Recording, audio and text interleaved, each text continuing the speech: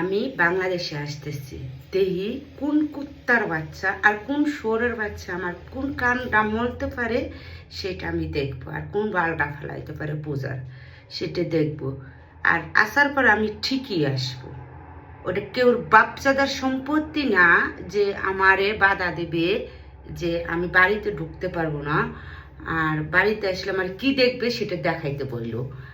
আর একটা কথা, আমি যাওয়ার আগে কেস কইরা তারপর বাড়িতে ঢুকবো যে আমার এইরকম এরকম লাঞ্ছনা প্রমাণ করছে। 5 জনে হয়তো আসার পরে 1000 লোক আছে, আর ভিতরে যদি আমার সাথে একজনও কি সাপোর্ট দিবে না? অবশ্যই দিবে। তোদের সাথে যা সাপোর্ট না দেবে তার সাথে আমার সাথে সাপোর্ট দেবে। তোরা জোর খাটাই কিছু করতে পারবি না, আর আমি মন দিয়ে সব কিছু করতে পারবো, আদায় করে নেব আমি। ওইটা আমার স্বামীর বিটে এবং আমার শ্বশুরের বিটে। কোন জানোয়ারের বাচ্চা আমার এরকম বলে যে বাড়িতে ঢুকতে পারবো না সেটা দেখে নেব, সুপারভাবে নেব। আজ না, আমারে যে টিকি উড়াবে, কষ্ট দিবে, তারা সুখে থাকবে সেটা সুখ কখনোই পাবি না।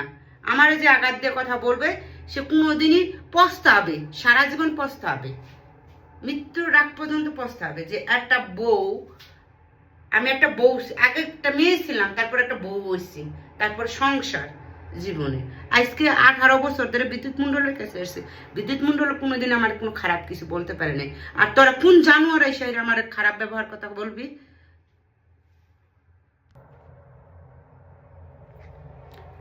সেই জিনিসগুলা আমি আইসার পরে প্রমাণ দিব, এখন দিব না।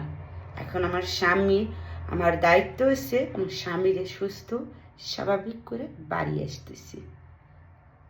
আমি কেস অবশ্যই করব। আমরা প্রবাসী থাকি, প্রবাসীদের মূল্যায়ন আছে তো অবশ্যই। এতটাও খারাপ হয় নাই যে, এমন কোনো জায়গায় খারাপ হয় নাই যে তারা প্রবাসী কোনো